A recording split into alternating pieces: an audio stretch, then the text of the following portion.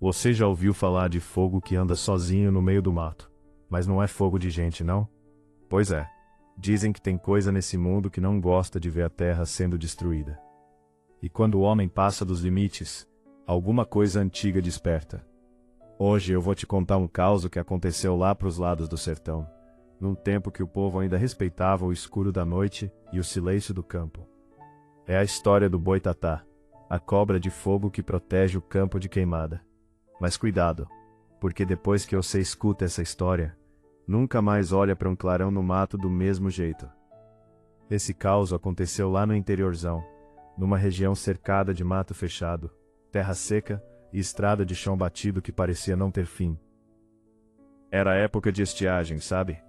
Aquele tempo que o chão racha, o capim fica amarelado e qualquer faísca já vira um inferno. E ali vivia seu Antero, um homem simples, mas teimoso que só ele. Trabalhava com roça desde menino e tinha um pedaço de terra que herdou do pai. Mas naquele ano, a coisa estava feia. A plantação não vingava, o pasto secava e o gado já começava a fraquejar. Foi aí que ele tomou uma decisão, daquelas que o povo antigo dizia para nunca fazer. Seu Antero resolveu botar fogo numa parte do terreno para renovar o solo. Disse que o pai dele fazia isso, o avô também, e que nunca tinha dado problema. Mas tinha um detalhe. O pessoal mais velho da região vivia avisando: não mexe com fogo nessa terra, porque ela tem dono. Mas você sabe como é. Quando a necessidade aperta, o juízo afrouxa. Numa tarde abafada, o céu meio amarelado e o vento estranho soprando baixo, ele riscou o fósforo e jogou no mato seco. No começo, foi só um estalinho, depois outro, até que o fogo começou a se espalhar devagarinho rasteiro, como se tivesse criando força. No início parecia tudo sob controle. O fogo ia comendo o mato baixo, levantando aquela fumaça grossa que ardia os olhos. Seu Antero até ficou satisfeito, achando que estava fazendo certo. Só que de repente, o vento mudou. Do nada, começou a soprar mais forte, empurrando o fogo para além do que ele tinha planejado. As chamas começaram a subir mais alto, fazendo um barulho diferente, quase como um chiado comprido, contínuo, estranho demais para ser só madeira queimando. Foi aí que ele sentiu o arrepio subindo pela espinha, aquele tipo de sensação que o corpo dá quando sabe que tem coisa errada, mesmo antes da cabeça entender. O sol já estava se pondo quando ele decidiu ir embora. O fogo ainda queimava longe, mas parecia que tinha vida própria. Enquanto ele caminhava de volta para casa, olhou para trás uma última vez e viu algo que fez o coração dele gelar. No meio do clarão das chamas, tinha um movimento diferente. Não era o fogo dançando com o vento. Era outra coisa. Algo comprido, sinuoso, se movendo contra o fluxo das labaredas. Ele ficou parado, tentando entender, até que aquilo se ergueu. E aí não teve dúvida. Aquilo não era fogo comum. Naquela noite, seu Antero mal conseguiu dormir. O vento continuava soprando lá fora, e o cheiro de queimado invadia a casa inteira. Mas não era só isso. De vez em quando, ele ouvia um som, como se algo estivesse rastejando lá fora. Um arrastar lento, pesado, acompanhado de um brilho alaranjado que atravessava as frestas da janela. Ele tentou ignorar, disse para si mesmo que era coisa da cabeça. Mas o medo já tinha se instalado. E quando o medo entra, ele não sai fácil não. No dia seguinte, bem cedo, ele resolveu voltar até o lugar para ver o estrago. O fogo tinha consumido boa parte da área, mas o estranho é que algumas partes estavam intactas, como se o fogo tivesse desviado delas. E foi andando entre o que restou do mato queimado que ele encontrou. No chão, marcas. Não eram pegadas de bicho comum, eram trilhas largas, sinuosas, como se algo grande tivesse se arrastado por ali. E o mais estranho, ainda estavam quentes, como se aquilo tivesse passado ali há pouco tempo. Foi aí que ele ouviu de novo o mesmo chiado da noite anterior, só que dessa vez mais perto, bem mais perto.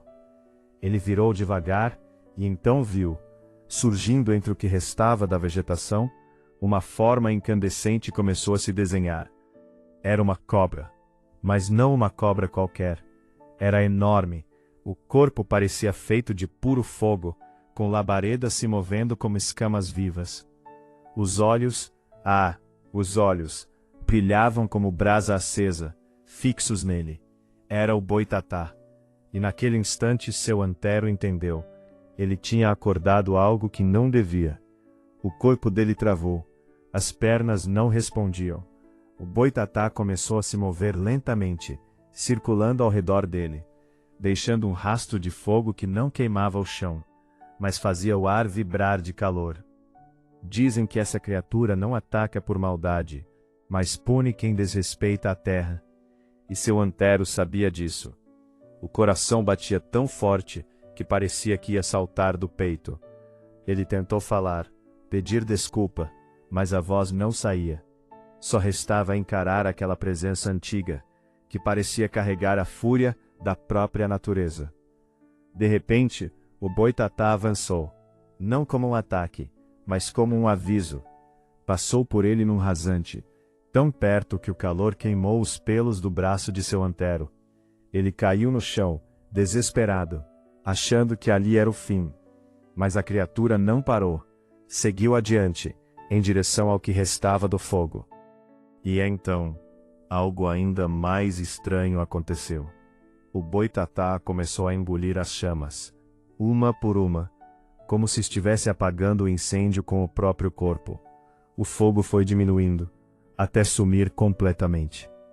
Quando tudo ficou em silêncio, seu antero ainda estava no chão, tremendo. O Boitatá parou por um instante, virou a cabeça na direção dele e ficou ali, encarando. Não era só raiva que tinha naquele olhar. Era julgamento. Como se estivesse dizendo, nunca mais faça isso. E então, desapareceu. Simples assim. O brilho sumiu, o calor se dissipou e só restou o cheiro de terra queimada e o silêncio pesado do campo. Depois daquele dia, seu antero nunca mais foi o mesmo.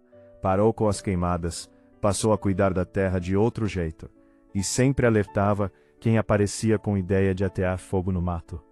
Dizia que tem coisa nesse mundo que a gente não vê, mas que está ali, observando, e que a natureza, ela pode até perdoar uma vez, mas não esquece, nunca esquece.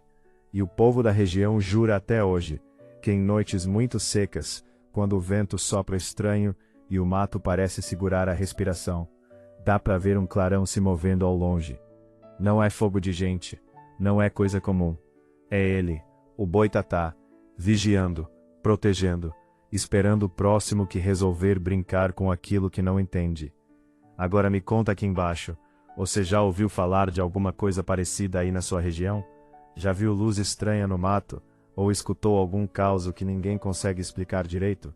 Escreve aí nos comentários, porque pode virar história aqui no canal. E se você gosta desse tipo de história, já se inscreve, deixa o like e compartilha com alguém que também gosta de um bom caos ao pé da fogueira. Porque por aqui, sempre tem mais história esperando para ser contada.